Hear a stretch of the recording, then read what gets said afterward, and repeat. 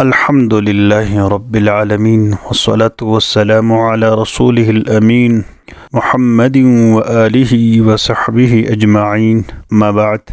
کل ہم نے پیر اور جمعرات کا روزہ اور ایام 20 کے روزوں کے بارے میں بیان کیا تھا۔ امید ہے کہ آپ لوگ اچھی طرح یاد کر چکے ہوں گے۔ آج کے سبق میں ہم نمازی تراویح کا بیان کریں گے۔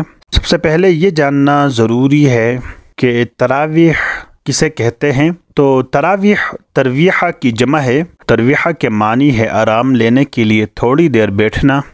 اصطلاح میں ترویحہ سے مراد وہ جلسہ استراحت ہے جو رمضان المبارک کی راتوں میں پڑھی جانے والی مسنون نماز کے دوران ہر 4 رکعت کے بعد کیا جاتا ہے، اور اس 20 رکعت نماز کے دوران 5 تراویح کرتے ہیں۔ اس لیے اس مسنون نماز کو تراویح کہنے لگے، ترویحہ کی وجہ سے۔ تو یہ تراویح کا معنی تھا۔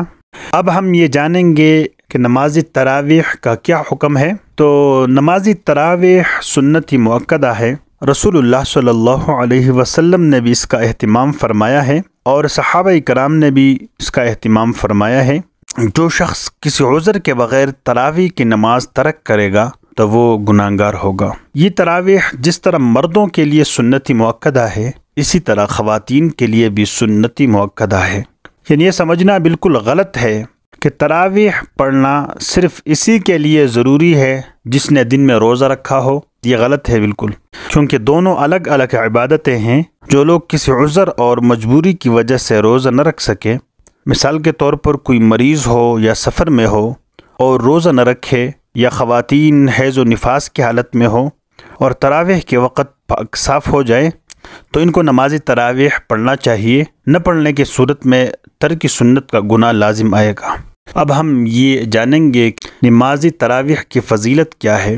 رسول اللہ صلی اللہ علیہ وسلم نے ماہ شعبان کی آخری تاریخ رمضان المبارک کے استقبال میں نہایت ہی مؤثر خطبہ دیا تھا، اور فرمایا کہ اس مہینے کی ایک رات ایسی ہے جو 1000 مہینوں سے بہتر ہے۔ اس مہینے کی راتوں میں اللہ نے تراویح پڑھنا نفل کر دیا ہے، اور جو شخص اس مہینے میں کوئی ایک کام اپنے دل کی خوشی سے بطور خود کرے گا تو اس کا اجر و ثواب اتنا ہوگا جتنا دوسرے مہینوں میں فرض کا ہوتا ہے۔ اللہ اکبر۔ ایک اور حدیث میں رسول اللہ صلی اللہ علیہ وسلم نے اس کو مغفرت کا ذریعہ قرار دیا ہے۔ اللہ تعالیٰ کا ارشاد ہے، جس نے رمضان کی راتوں میں ایمانی کیفیت اور اجر آخرت کی نیت کے ساتھ نماز تراویح پڑھی، اللہ تعالیٰ اس کے وہ سارے گناہ معاف کر دے گا جو اس سے سرزد ہو چکے ہیں۔ تو یہ نماز تراویح کی فضیلت تھی۔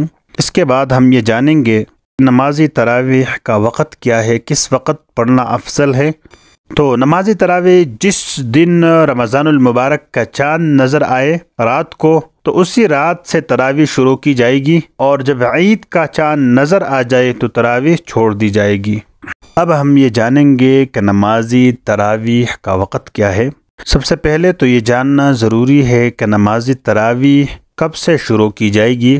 تراویح پڑھنے کا وقت عشاء کے نماز کے بعد سے شروع ہوتا ہے، اور فجر کا وقت شروع ہونے سے پہلے تک رہتا ہے۔ اگر کوئی بندہ عشاء کے نماز سے پہلے تراویح پڑھ لے تو وہ نماز تراویح نہ ہوگی۔ اسی طرح اگر کسی نے نماز عشاء کے بعد تراویح پڑھی اور بعد میں کسی وجہ سے نماز عشاء کا دہرانا ضروری ہو گیا، تو اس صورت میں تراویح کی نماز بھی دہرانی چاہیے۔